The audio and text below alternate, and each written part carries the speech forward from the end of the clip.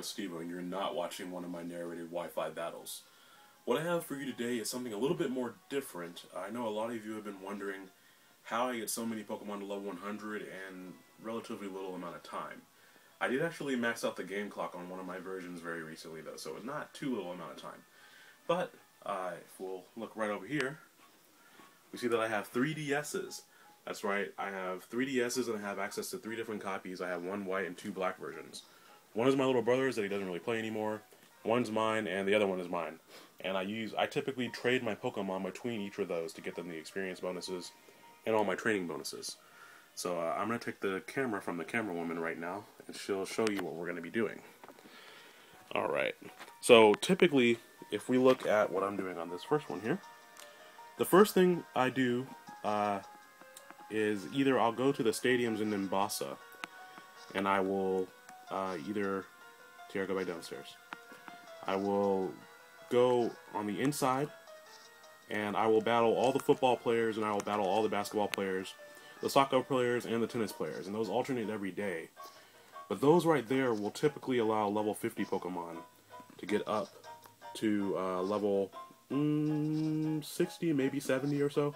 So a good amount of experience. After you beat the Elite Four, all those trainers Pokemon inside of there are typically over level 60. So we see a Psyduck here, but wow, that thing's a level 64, so that's a bit much. So if we go over to the next DS here, there's a shaking patch of grass there. If you can see it, just walk right into it. Or the game will make you encounter something else. A Poliwhirl. Alrighty then. Well, the game decided to say F you. That's fine. Here you can just use Heat Wave or something, I don't know. But typically what I would do here is in the outside of Necrostevo City is the giant chasm. And in that area are the highest level Audino in the entire game. They normally get around level 50 or 55. When you fight them with the level 1 Pokemon, the experience multiplier is so high that they'll normally get up to level 30 or 35 or so, just from killing one. So normally I battle Audino in the crater until they get to level 50, which normally takes about 10 minutes. And I'll come back, kill the trainers inside of the stadium, which gets them up to level 70 or so. After that, Tiara on the 3DS. On the 3DS here, you can see that Tiara is in Castelia City, and she's outside of the Game Freak headquarters. See, it says Game Freak on the sign. Yay! If you go inside of the building, the Game Freak building, you go up to the 22nd floor because that's your only option.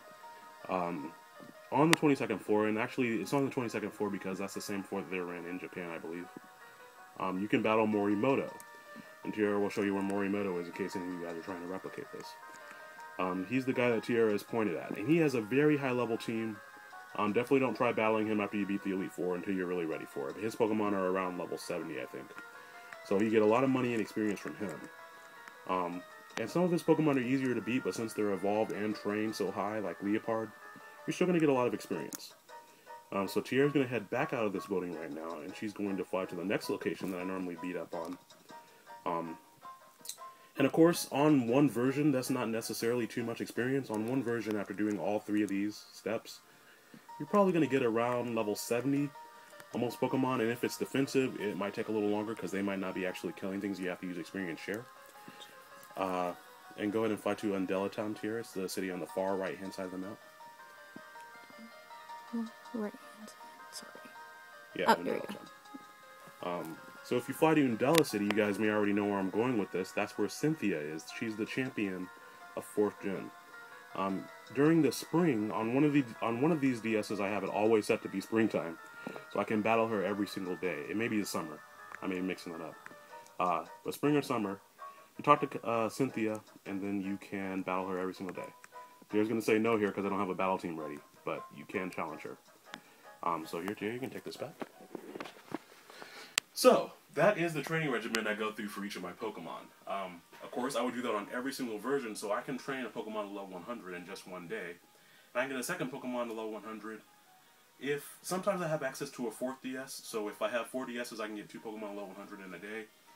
In a little bit under an hour, with 4 DSs, turn the battle animations off, it doesn't take very long. So it definitely is possible. It only takes me about 15 minutes to EV train something. Of course, turning the animations off makes everything easier. And then last but not least, we have Pass Powers. Now, if you guys look at Here, we can show this too, actually. You can tape while I do this, because I didn't show you how to do this. But if you look at your C gear here on the bottom screen, I'm going to say yes to turn it on. The C gear pass powers make everything tremendously more easy. Because what you can do with the C gear is you can go in and register on this little bottom bar here. You can register a power right here. Right now I have hatching power register, which means my eggs hatch 2 times as fast. You can also do experience power, which will give you double experience. You can also do money power, which will give you double money.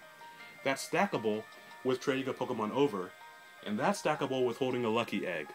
So, by using all of those, I can get a Pokemon to level 100 in probably 15 minutes.